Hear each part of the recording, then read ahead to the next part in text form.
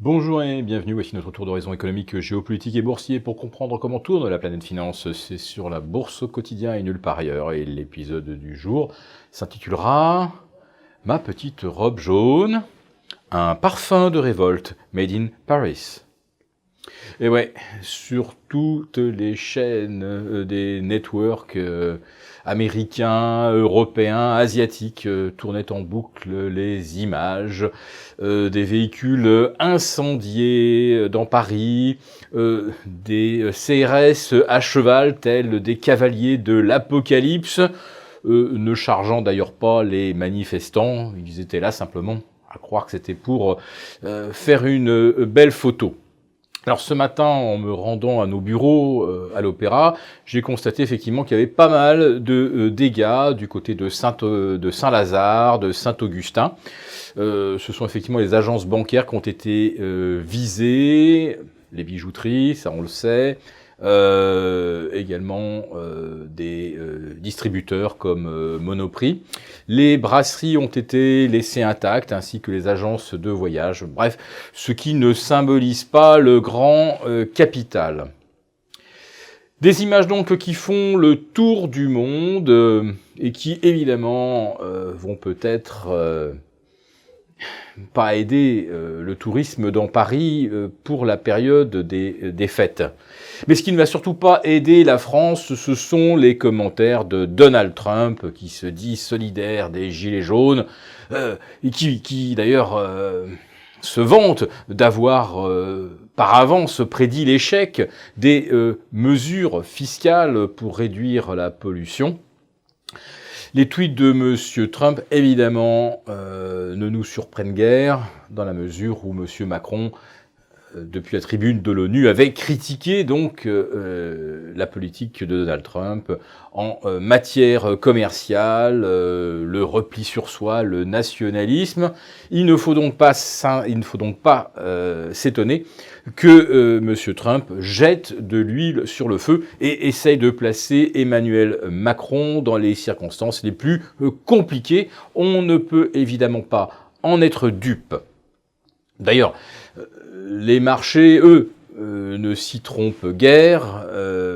Les émeutes qui se perpétuent depuis maintenant 4 week-ends, ça n'impressionne pas du tout les investisseurs.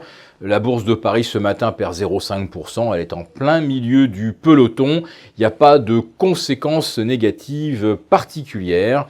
Nos OAT ne voient pas le spread s'envoler par rapport au Bund allemand.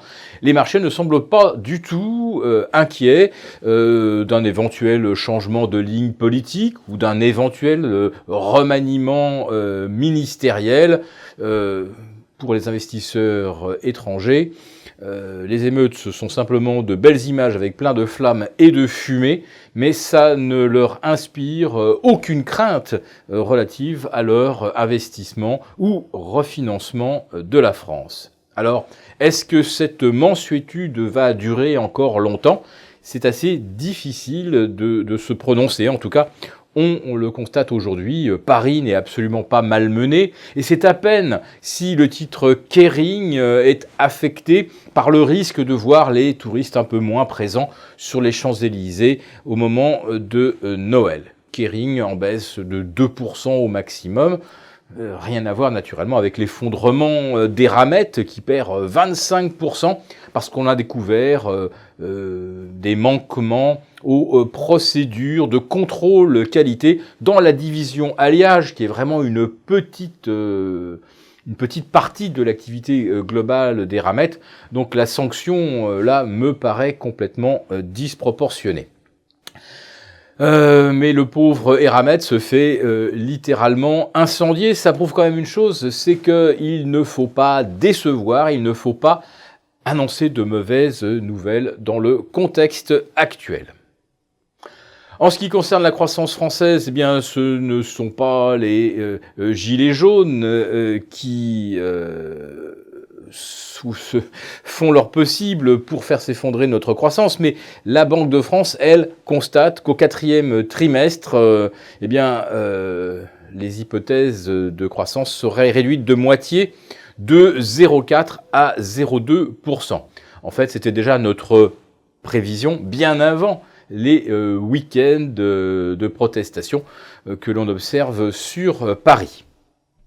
Alors si jamais il devait y avoir un 5e épisode de protestation, je tenais quand même à prévenir ceux qui nous écoutent et qui ont une voiture que pour peu que vous tombiez sur un contrôle de police un petit peu pointilleux, vous êtes à peu près certain de vous faire immobiliser, voire même garder à vue. Tout simplement parce que si vous avez des boules de pétanque dans votre coffre, ça sera considéré comme des armes. Si vous avez un X pour démonter les boulons, ça peut aussi être considéré comme une arme. Et puis, plus dangereux encore, les cutters qui servent à couper les ceintures de sécurité en cas d'urgence. Et c'est d'ailleurs obligatoire dans de nombreux pays d'avoir ce genre d'instrument pour se débarrasser d'une ceinture de sécurité. Eh bien, un policier pourrait dire que vous détenez une arme de 2e catégorie.